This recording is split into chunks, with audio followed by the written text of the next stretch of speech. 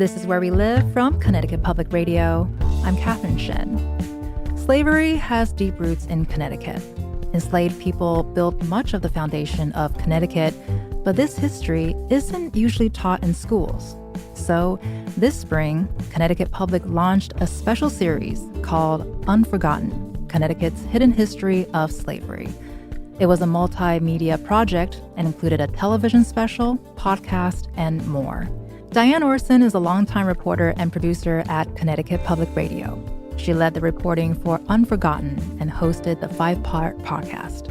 Later this hour, you'll hear a preview of an episode about an enslaved musician, Sawney Freeman, and the people bring his melodies to life today. But first, Diane joins us to reflect on the special series. You'll also hear excerpts from a live panel that took place in March at the Connecticut Museum of Culture and History. It was called Unforgetting, Restoring and Reclaiming Connecticut's Hidden Histories. So Diane, can you talk about how did the Unforgetting project come about? The Unforgetting project really came to me through my other professional life. I'm a musician, I'm a violinist, and I was invited in October of 2022 to perform at a church in the town of Essex and with a small ensemble. We were told that we were going to be playing music for the first time in over 200 years that had been composed by a once enslaved composer who lived in Essex. And on a number of levels, that blew my mind because, first of all, having grown up in New England, I knew very little about the fact that enslavement was such a driver of early New England, the early New England's economy. Sure. And I just couldn't believe that there was this history right in the town of Essex. So we did the concert, we did the performance. It was really a presentation by the Witness Stones, which I think we'll talk about later. And that led me toward the idea of creating the Unforgetting series. So we'll definitely delve deeper into that, but I do want to sort of take us back to the panel that you hosted in March. And why did you want to bring together these specific individuals? I was invited to host the panel in late March, and I had earlier learned that in February, of 2024, Yale was going to publish a book on its historical involvement with slavery. And that was going to happen in February. Our series at Connecticut Public was going to roll out in March. And then I learned that a museum exhibition at the Mystic Seaport Museum called Entwined was going to open in April. And all three of these initiatives were centered around a coming to terms, a re-looking and a reclaiming of Connecticut history. I thought, let's invite people from each of these projects and talk more broadly about this restoration and reclamation, really, of the state's hidden histories. So first up, we're gonna hear from historian David Blight. Can you tell us a little bit more about his research and his book? Sure. David Blight is Yale's Sterling Professor of History. He's a world-renowned scholar of the Civil War. He won the Pulitzer Prize for his book, Frederick Douglass, Prophet of Freedom. And he's also someone who's done a lot of really thoughtful and probing work into the area of historical memory. So he was chosen to lead the Yale and Slavery Research Project, which was a team of people who responded to a call to investigate the university's historical ties to slavery. And there are many. Great. And so let's hear more from David about that in his own words. This book about Yale's entanglements with slavery has a fairly long evolution through various episodes and events at Yale. At least it goes back to 2001 when there were 3 graduate students at Yale who did a study of how the Yale residential colleges were named and for whom they were named, and discovered, which was a revelation for most people, that about 8 or 9 of them had been slaveholders. all sorts of famous people, like Jonathan Edwards, etc. That report caused a stir at the time, a stir for official Yale at the time. And then a lot of other things have happened since then in our world, as most people in this room know. Also, universities started studying slavery in their past. Brown was one of the first, although UVA, Virginia, was there sort of at the origin of this as well. It's about a 20-year, little over a 20-year process now that many major universities, and now even a lot of small colleges, are studying their past, not just about slavery, but about a lot of things. There's now over 80, maybe over 90 by now, universities in a group called Universities Studying Slavery. Yale is late to this in terms of our actual formal study and product. Turns out there are some advantages in going late, because you learn from your colleagues. And in fact, one of the first webinars we did, we launched this in the fall of 2020. Everybody here remembers 2020. Depth of the pandemic, only months after the George Floyd events, the entire summer of protests, Black Lives Matter, et cetera, et cetera.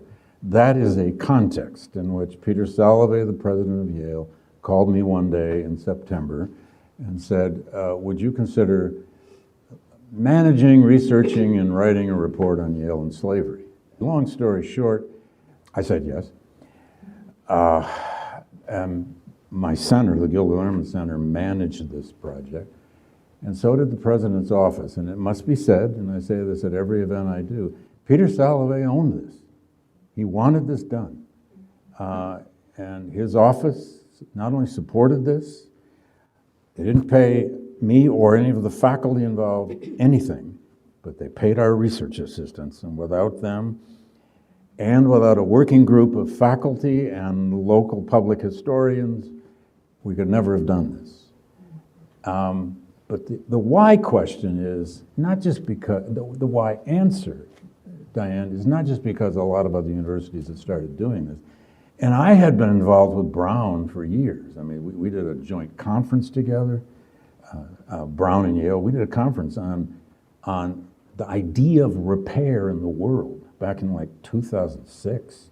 So we'd been in, and we've had working groups and study groups at my center on the problem of modern slavery and how to remember slavery. But I'd never really wanted to study Yale. That wasn't my subject. But oh my God, was there a lot to learn. And probably, I can't give a precise percentage, but the vast majority of our sources, our evidence, come right from within the Yale libraries. And Yale, as many of you probably know, has magnificent archives. Magnificent archives. I like to say that because I try to spend every hour I can in those libraries. But it has a moment now, too, born of the teens, born of this era of Trumpism, born of this era of so much turmoil over all things Confederate monuments.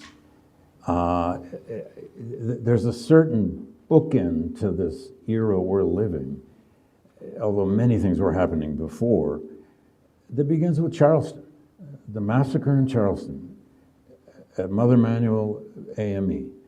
Now, there had been police shootings of all kinds before then, but after that, a lot of things changed about how institutions were asking questions about themselves, were looking at towns, were looking at whatever their monuments were, when were they put up and by whom, whether they were about the Confederacy or not.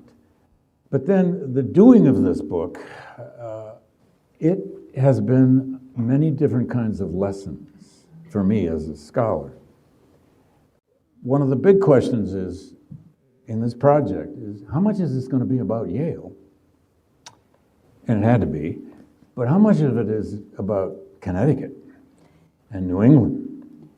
And then thirdly, how much of it is about the black community of New Haven, which has always been there, and it grew slowly but surely throughout the 18th century, into the 19th century, And we tried the best we could to keep all three of those stories going, literally in every chapter. The 18th century was a different place. And the 19th century was a different place. Doesn't mean we apologize for them. In fact, we don't. We try to understand how this much racism, this much brutality, this much humiliation could be practiced by such incredibly educated people. But it's the same questions we ask about ourselves today, isn't it? How can we be so smart today? And we have all this smartness in our pockets. We have the world in our pocket. How can we be so smart and still not solve all these problems? So that was historian David Blight. He was one of several panelists at an event hosted in March, and it was part of Connecticut Public's Unforgotten series, which is an exploration into Connecticut's hidden history of slavery. Diane, any response to what David said about Yale's involvement in slavery and also his process of writing it? You get the sense that this is a guy who genuinely cares about people. He cares about people today, and he cares about the people who he researches and writes about from centuries past. And that caring is a really great gift to those of us who are not historians or academics, because he cares, we care too. I asked David Blight to tell me of the story of Uriah Parmalee. He was a former Yale student from Guilford, Connecticut. There's a war memorial at Yale. If any of you have ever walked through Wolsey Hall at Yale, you've walked right by it. In fact, people who are at Yale walk by this every day. Students have walked by it hundreds, if not thousands of times, right on the way to the dining hall. I mean, after all. It's an extraordinarily well-crafted, aesthetically war monument to the Yale dead in the Civil War. I can come back to that in a few minutes because in some ways it's one of the most poignant stories in the book. Mm-hmm. But one of the names on there, one of the Yale men who died fighting for the Union, is Uriah Parmalee, who grew up out in Guilford, was a junior at Yale in the spring of 1861, full of fury that when secession happened, he was going to enlist and go to war. And by means I've never fully figured out, although there's a little bit of writing on him now, he was an abolitionist at the tender age of 20. And he might have gotten it from his church in Guilford, he might have gotten it some other ways. He was a complicated abolitionist. But he thought the war was all about slavery. He's a white kid from a farm outside of Guilford. And he joined up first in a New York regiment because there wasn't a Connecticut one to join yet. He later becomes a member of a Connecticut cavalry unit.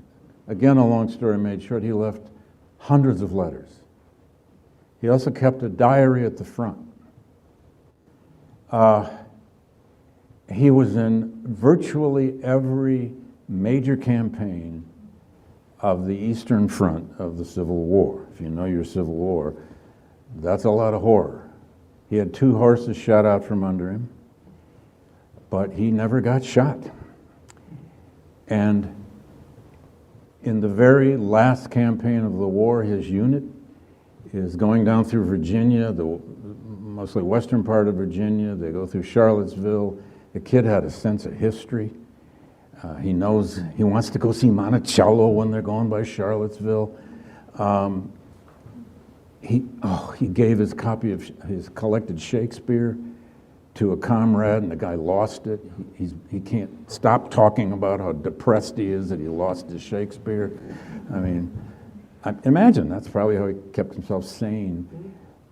After the fall of Richmond, Lee's army begins to retreat westward, and in the last major engagement of the war, at Five Forks, Parmalee was hit in the chest with a cannonball and killed on the spot. The last major engagement of the war.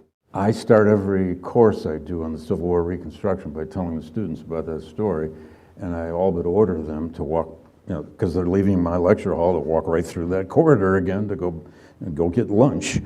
And I say, you go find Uriah, and then I tell them, but he was an exception. There weren't that many staunch abolitionists from Connecticut in the Army. That was historian David Blight from a panel conversation on the history of slavery in Connecticut, hosted by Connecticut Public Reporter and host Diane Orson. And so next we're going to hear from Pat Wilson Phineas. And Pat is actually a former state representative. So can you explain her connection with Uriah? Sure. Pat Wilson Phineas is the descendant of a family that was enslaved in Guilford. One member of that family, named Candace, was indentured for life to the Parmalee family in Guilford.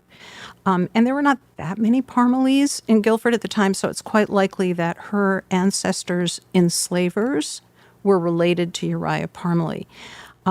Pat explained at the panel that Candace's parents were captured in Africa and forced into slavery, and they were purchased by a man named David Naughty, who brought them to Guilford, Connecticut. And Pat can pick it up from here. He was a childless man, and he brought these two teenagers to his home in Guilford. They lived on the Green. Over the next 25 years, these two became a couple, and they had 8 children in that house, all of them right in that house on the Green in Guilford. The Naughty died about 10 years after bringing Montrose and Phyllis, were the original, the 2 enslaved people. And when he died, he left a will. In that will, he planned to free Montrose, Phyllis, and any children that they had. But he decided he would free, and he also left them some property, some small house in Nut Plains and some other things. But the will was not to take effect until the death of his wife. And unfortunately, or perhaps fortunately for her, but unfortunately for us, she lived another 30 years. Before she died, when each of the children reached age 20, they were indentured out to a local family. And they, was served as servants. They sometimes learned a trade or did other things, but they were all to families within several blocks of each other. So in many ways, the family was able to remain in the same town generally and together. But they each were indentured out. Of the 8 children, there were 2 early deaths, 2 children named Caesar. But as I said before, out of 8 children, they had only 1 single grandchild. And that grandchild was to their eldest daughter, Flora. When she was indentured out at age 20, she somehow connected to a young man by the name of Sharper Rogers, who subsequently fought as a freedman in the Revolutionary War. Together, they fathered Caesar, the sole grandchild. And from that sole grandchild, everybody else in my family came from that one individual. Now, as I said, each of these children was indentured out. Getting back to Candace, she was the youngest daughter, and she was born in 1751 and died in 1826. But she was indentured during that time to the Parmalee family, who owned Highland House, or the building Highland House, which is now a museum, was originally the family home. And when she was a young, probably about 22, she went to live in the Parmalee household. And about maybe a year or so after she was indentured to the Parmalees, Mrs. Naughty finally died. And when she did, instead of the children getting their freedom, they were indentured for life, or willed to the families with whom they were living. Now, in her will, interestingly, she lays out why she did this. She felt that it would be better for them to be living with Christian families than simply to be, free and to live a free life. And she even indicated that she consulted with them about this. So it says in the will. I wonder what sort of consultation that was, but nonetheless, she did that, and she also bequeathed to each of the children her worldly goods. I mean, I was always sort of impressed. I mean, you in those days, of course, white women were just a little better off than enslaved people, not a whole lot better. I mean, women were discriminated against, generally speaking. And so the terms of her husband's will was that she would inherit all of these things if she never married anybody, but if she married anybody, all she got was a silver cup the silver cup for the church, and I think, so, but at any rate, she clearly had to stay unmarried. But all of her worldly goods, essentially, she bequeathed to these various enslaved people. I was always rather impressed by that. When you read the will closely, you begin to see it's like she was letting each of these enslaved people set up their own household. That was her intent. But the Parmalee piece was that this must have been his grandson. Coming up, we'll hear more from Pat Wilson-Phineas, as well as Akia DeBarros-Gomes, who's a senior curator of maritime social histories at the Mystic Seaport Museum. They'll talk more about Connecticut's hidden history of slavery. You can find out more about the special series Unforgotten on our website, ctpublic.org/unforgotten. This is Where We Live. Stay with us. This is Where We Live from Connecticut Public Radio. I'm Catherine Shen. Today, we're joined by Connecticut Public's Diane Orson. We're hearing from a panel she moderated in March following the release of the special series Unforgotten, Connecticut's Hidden History of Slavery. So in the last segment, we heard from former state rep Pat Wilson-Phineas, who talked about her own personal connection to enslaved people here in Connecticut. And she made this connection through the Witness Stones Project, which is something that you mentioned earlier, Diane. So can you talk about what Witness Stones is? It's one of several initiatives in Connecticut to reclaim this history that we're talking about. Witness Stones is a research and educational project. It works with teachers and students in towns in Connecticut and actually in 4 other states as well to restore the history and honor the humanity of the enslaved. And each project concludes with the installation of a witness stone. So it's a small bronze plaque that is installed at a site where the enslaved person may have lived or worked or worshipped. So turning back to Pat Wilson-Phineas at the panel, I asked her how she learned about her ancestry through the Witness Stones Project and what that's meant to her.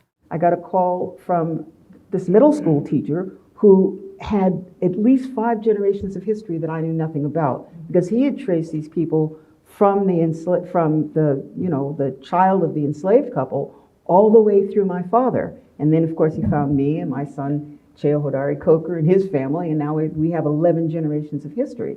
And so I got a call, quite out of the blue.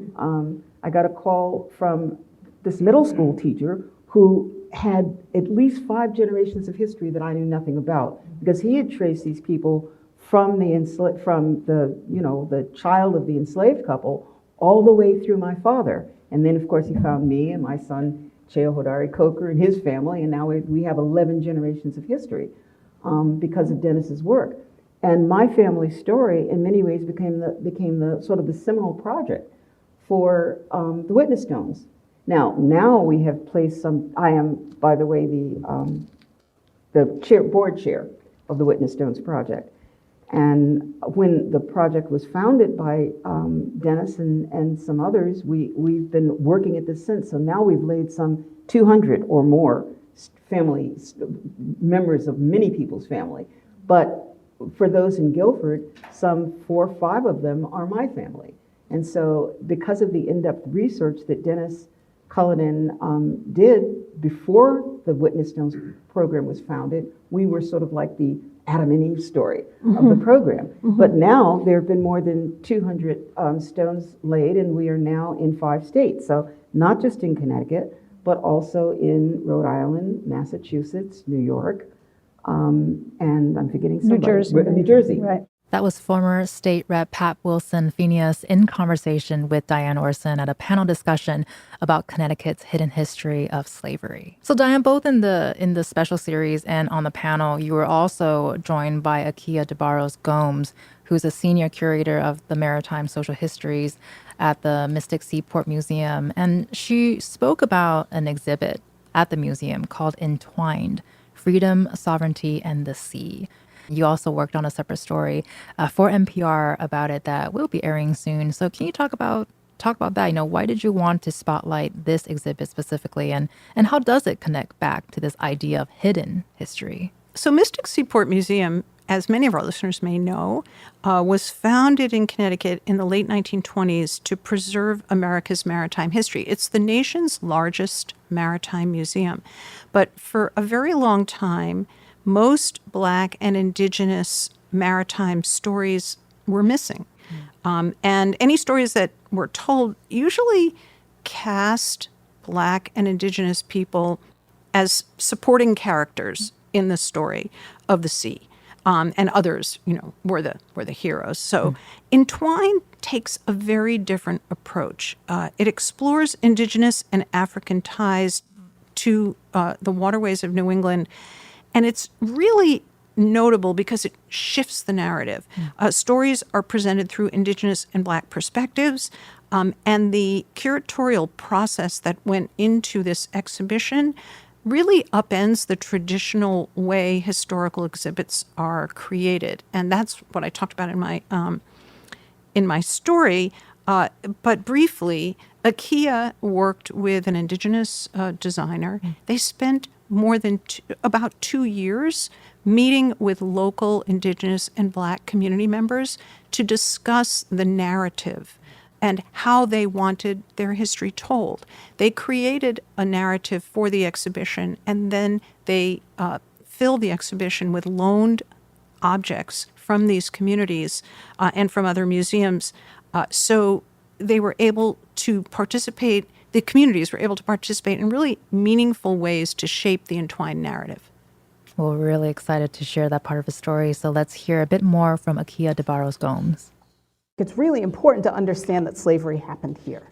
It's really important to understand the system that keeps it going, right? So it's no longer here in our face, but it's in other places in the world, and it's part of that same system. But where's the joy in telling that story? And where's the kin and community in telling that story?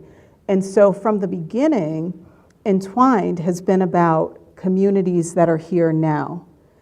And me going to those communities and saying, what is your maritime story? So before I even had a concept of what the exhibit was going to look like, we put together a committee. And all of the committee members, except for one, and some of you will giggle when I say this, except for Jason Mancini, everyone else on the committee is Black or Indigenous.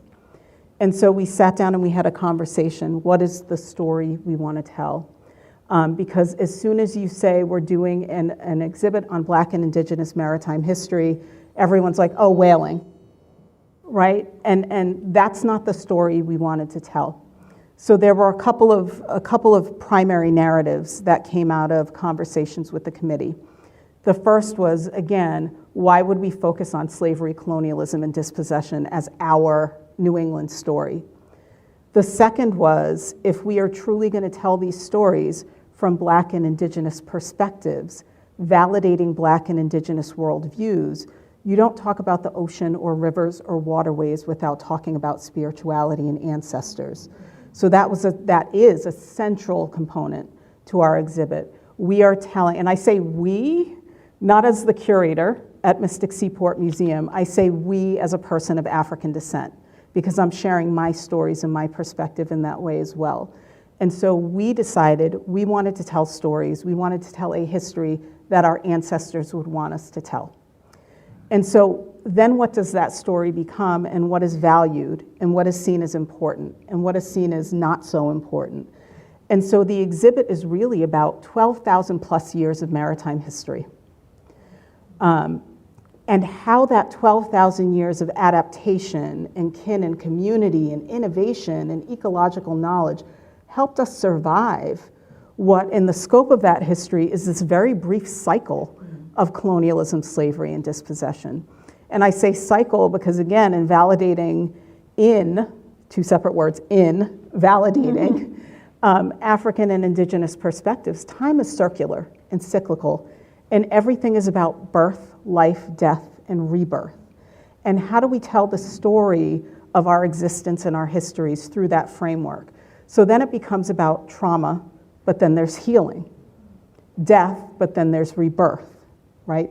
Sadness, but then there's joy.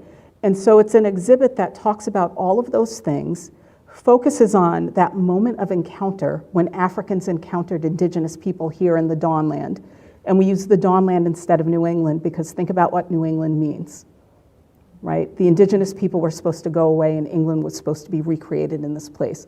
So we're using the indigenous term Dawnland. What was that connection like? What was that encounter like? What was it like when African descended people saw similarities in the way they saw the world and their spirituality and the way they honored their ancestors? They saw indigenous people here with the same worldview, right? How incredible must that have been? So the first part of the exhibit is that 12,000 years of history and that encounter. There's the attic space, and in the attic space, the original idea was to recreate the attic of a place called the Wanton Lyman Hazard House in Newport, Rhode Island. It's the oldest standing home that still exists in Newport, and I'm from Newport. I still live in Newport. My first grown-up apartment was right behind this house, and I did not realize the significance. But in 2005, some work was being done in the attic space, where we know the names of at least 4 enslaved people had to live, and a floorboard was pulled up, and these pieces of cloth and nails and shells and animal bones and buttons and broken glass were found. And luckily, the person who found them knew what they were, because I suspect things like that have been found before, but they've been believed to be garbage, right, and just cleaned up. But what we know is that those were a bundle, what I would call an Nkisi bundle. So if you've ever seen those figures, and they're all over sub-Saharan Africa, right? They're figures, and sometimes they're human, sometimes they're in animal form, but embedded in them are cowrie shells, and sometimes broken glass, and sometimes twine and cloth. And the way that so in the African mind, there is a single God or a single creator. But that creator is so busy creating that if you want to ask for something, you go to your ancestors. You don't go right to the creator, right? And so these Nkisi figures are what you use for your prayers.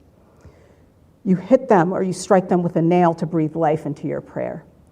And so all of the things that were in this cloth bundle, I mean, think of that as what a creative adaptation. You can't create that sculpture. You can't have that figure in your attic space, but you can create a bundle that reminds you of home and reminds you of your family and reminds you that you're human and reminds you of your ancestors. So that's in the very center of the exhibit. We also have a copy of the Eliot Bible in the exhibit, which was a Bible that was used to Christianize indigenous people here. But that's not the story we're telling with the Bible. The story we are telling is that 300 plus years after that Bible was translated by a Nipmuc man, by the way, into Algonquin language, and then printed by that same Nipmuc man, 300 plus years after that, that very Bible was used to reclaim and regain indigenous languages, right? And so the entire exhibit is really about that reclaiming, our reclaiming of oceans and waterways and history, and storytelling is history. And so when you walk out of that space, it's all contemporary Black and indigenous art that is in honor of ancestors and tells those stories. Akia DeBarros Gomes is a senior curator of maritime social histories at the Mystic Seaport Museum. Pat Wilson-Phineas is a former state representative and the board chair of Witness Stones. Thanks to Akia, Pat, and Yale historian David Blight. Special thanks to Diane Orson for giving us some context and history around this live panel, and to the Connecticut History Museum. After the break, we'll hear a preview of the Unforgotten podcast. This is Where We Live.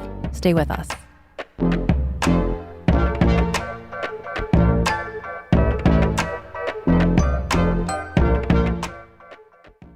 This is Where We Live from Connecticut Public Radio. I'm Catherine Shin. We just heard from Connecticut Public's Diane Orson about its special series, Unforgotten podcast, Connecticut's hidden history of slavery. Next up, we're going to hear a preview of the podcast hosted by Diane and curator Frank Mitchell. In the 4th episode, they spotlight an enslaved musician, Sawney Freeman, and the people bring his melodies to life today. This is only one piece of their stellar 5-episode series produced by Cassandra Basler. So without further ado, here's Unforgotten. My name is Ilmar Gavilan. I'm a violinist, and I'm here to record music by Sawney Freeman.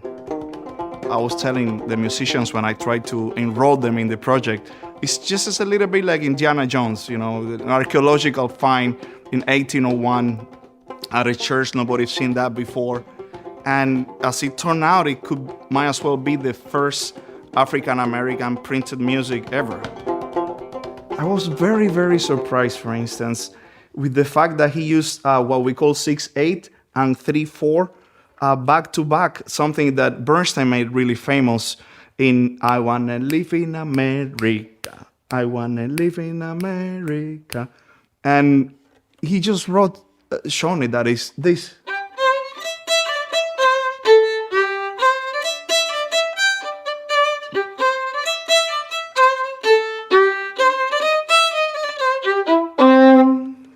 The fact that he did that, I don't know you, but I was very surprised. I was very surprised because that sounds so like Bernstein, so modern, so like Afro-Cuban, so Latin American.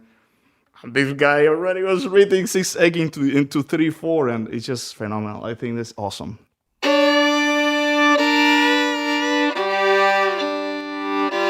From Connecticut Public, this is Unforgotten, Connecticut's Hidden History of Slavery. I'm Diane Orson. And I'm Frank Mitchell. When we think of slavery in the U.S., we don't often think of the North. Enslavement happened here and has deep roots in Connecticut and across New England. In this series, we'll hear stories about recovering this history. And we talk about some of the issues in and around these stories. Let's start off by listening to music of Sawney Freeman. He wrote in a variety of styles. Here's a piece called St. Albans.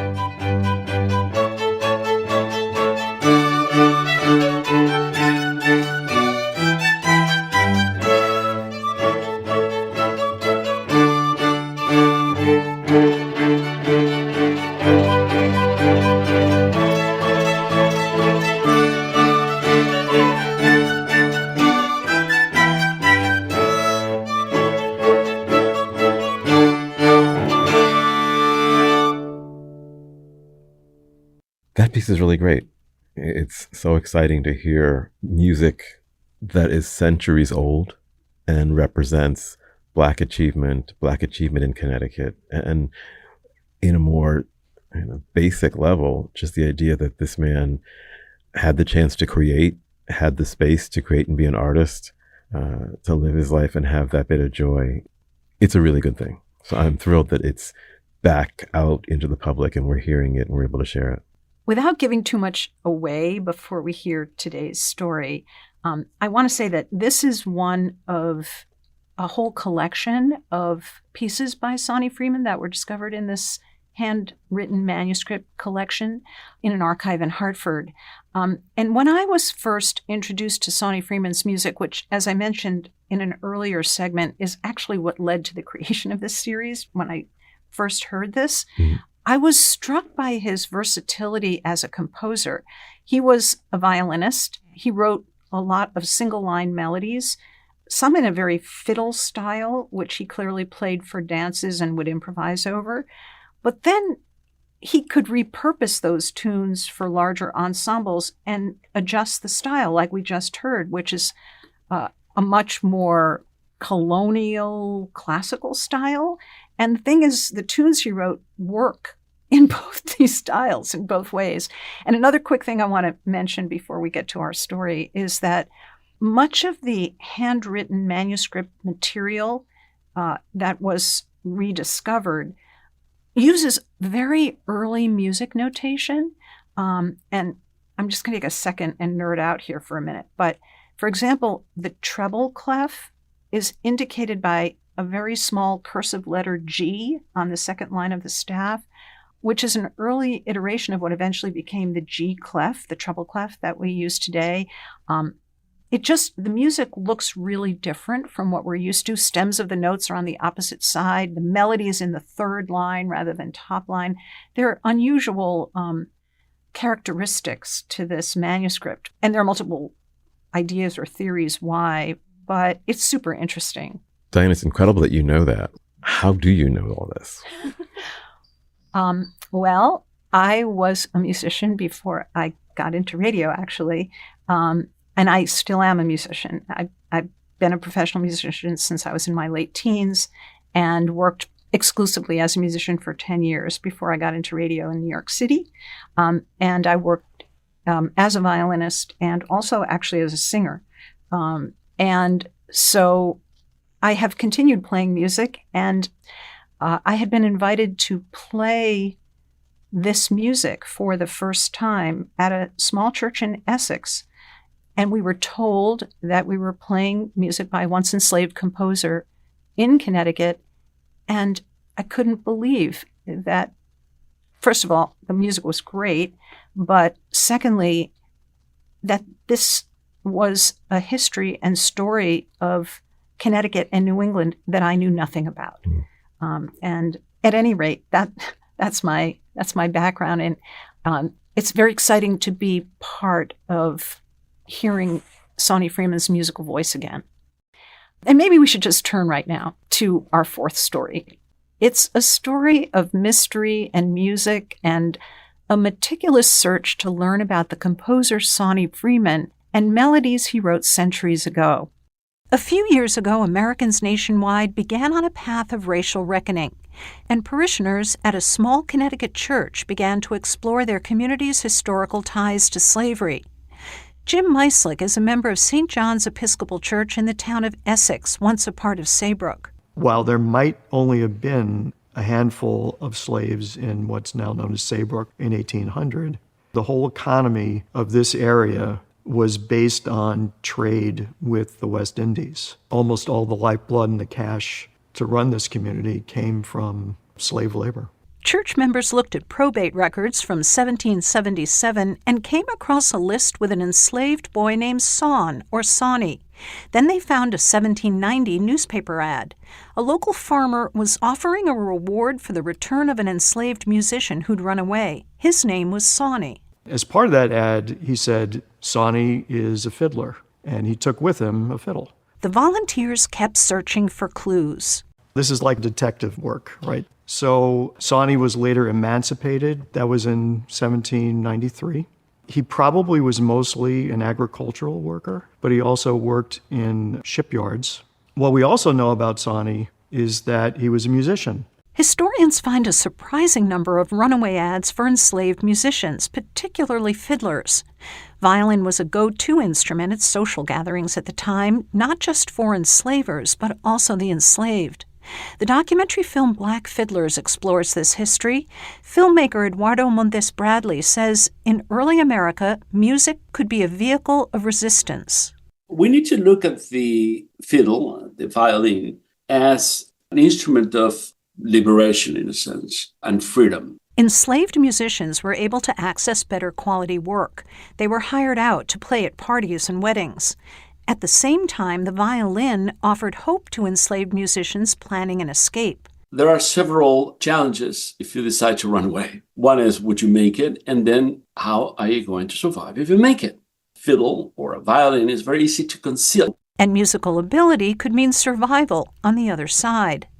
But Jim Meislick and other church volunteers discovered that Sawney Freeman was not only a fiddler, he was also a composer. In 1801, there was an ad in the Connecticut Journal in New Haven that advertised something called the Musician's Pocket Companion, written by Sawney Freeman, a free man of color from Connecticut.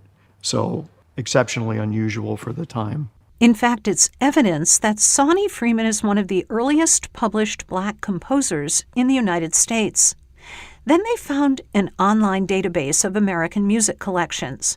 It listed a manuscript of music attributed to Sawney Freeman, part of a library collection in Connecticut. I'm with Eric Johnson DeBoffrey at the Watkinson Library on the campus of Trinity College in Hartford. He's the Rare Books and Special Collections librarian here, and he's taking me deep into the archive where Sawney Freeman's music sat quietly for centuries. We are in our North Study, which is where the Sawney Freeman music manuscripts are kept, along with a number of other really precious things in our collection. It's quite cool down here. Paper really likes that. He lays the paper out on a table. The paper, as you can see, is quite fragile looking. It is all done by hand in a very clear, I think, dark ink. And you have the names of tunes up at the top, and then the composer to the side. The words by Sawney Freeman, or by SF, are written near many of the tunes. So how did this 1817 manuscript wind up in this library? Johnson DeBoffrey says it belonged to the father of the Watkinson Library's first librarian. I think it's probably for that reason that this is in our collection. It makes me wonder, how did he know about Sawney Freeman? Because this copybook seems to be the only record of Sawney Freeman's musical compositions that has survived.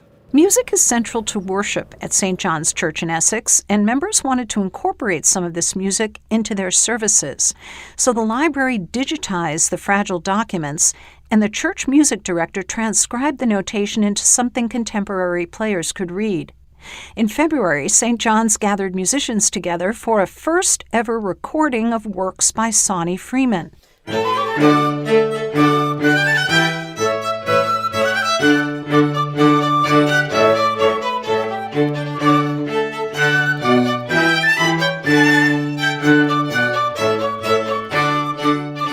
Violinist Ilmar Gavilan is a member of the Grammy-winning Harlem Quartet. As a black violinist myself, I was very surprised because I always thought this was a later event of people of color playing European instruments. And it also informs the younger generations of specifically black string players that this legacy existed way before we even imagined. You just think back, oh my gosh, that really did exist. I'm not alone, but somebody else was in love with the violin. 19-year-old violinist Brianna Almonte said the experience was thrilling. As an early black composer composing these works, I feel like this is revolutionary.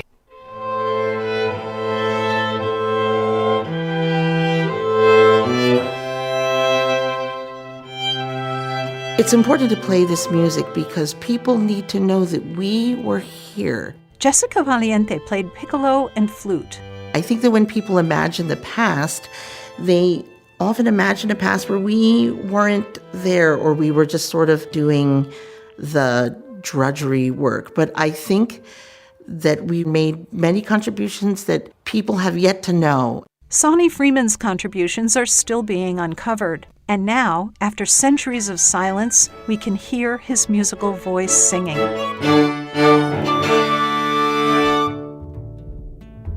Listeners can hear the rest of this episode and all the Unforgotten episodes on ctpublic.org/unforgotten. I'm Catherine Shen. Today's show is produced by Tess Terrible and Katie Tolarski. Download Where We Live anytime on your favorite podcast app, and thank you so much for listening.